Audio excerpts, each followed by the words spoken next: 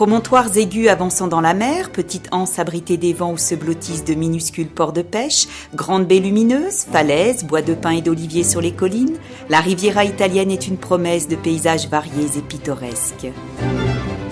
Prenons place à bord du Classe Cordée, car de nouvelles conceptions en direction du sud-est vers des paysages féeriques, les Alpes, le Piémont, la Riviera italienne. Au pied de sommets culminant à 3500 mètres, Modane est une porte sur l'Italie via le tunnel de Fréjus ou le col du Mont-Cenis.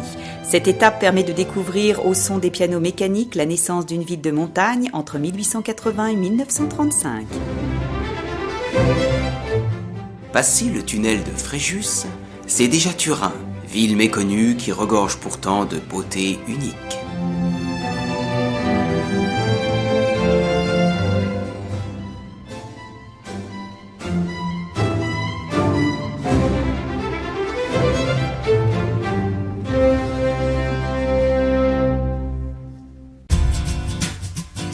Dans la traversée du Piémont, les vignes sont à perte de vue. Ici, on produit les meilleurs vins italiens, dont ceux de la vallée de l'Angue, affinés dans des caves exceptionnelles. Bien sûr, visite et dégustation. À 30 km au sud de la capitale ligure, sur la Riviera, existe un petit coin de paradis qui a su conserver son charme et son authenticité.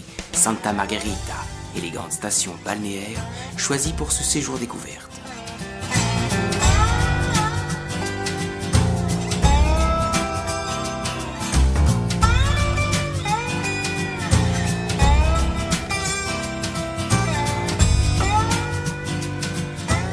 Situé dans le centre-ville, à 100 mètres de la plage, l'hôtel Yolanda, décoré de manière raffinée, offre une convivialité au charme fou pour un séjour vraiment relaxant.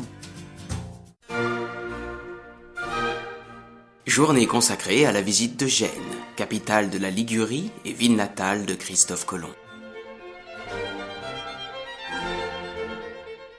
Ces nombreux monuments témoignent de sa richesse artistique et architecturale développée dès le XIe siècle.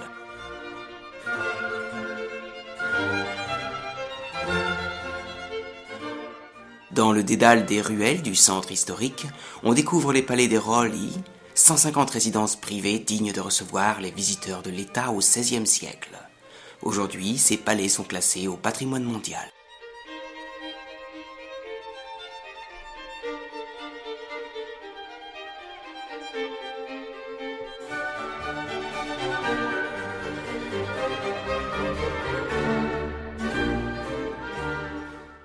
Une visite au Vieux-Port permet d'admirer la réplique d'un galion, vedette du film Pirates de Polanski.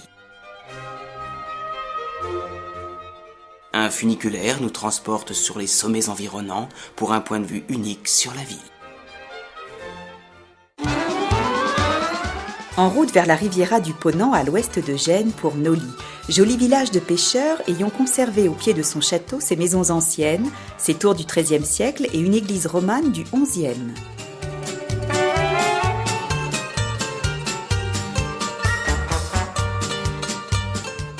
Albenga sert ses maisons autour du campanile de la cathédrale et de la tour communale, remarquable ensemble des XIIIe et XIVe siècles. C'est à la Spezia que l'on embarque pour une superbe promenade en bateau vers les Cinque Terre. Cette côte escarpée, inscrite au patrimoine mondial, abrite 5 villages d'accès difficile par la terre et donc relativement isolés. Surprenant, ils ont su garder quasiment intacts leurs paysages et leurs traditions.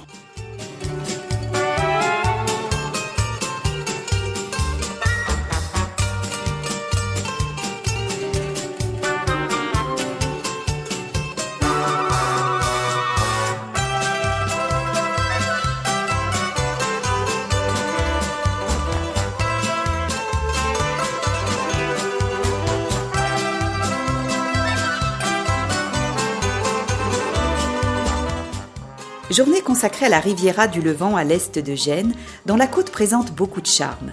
Tel Sestri Levante, bâti sur une presqu'île,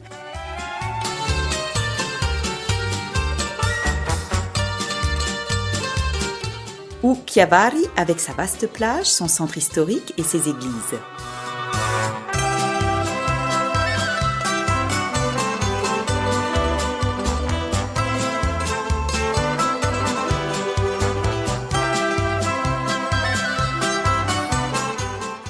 Et enfin Rapallo, belle station balnéaire, sise au fond du golfe de Tigullio et sa promenade ombragée du bord de mer. La ville a laissé son nom à un traité entre l'Allemagne et l'URSS signé en 1922. C'est ici que l'on prend le bateau pour le promontoire de Portofino, la perle de la Riviera, un élégant village baignant dans une mer de toute beauté.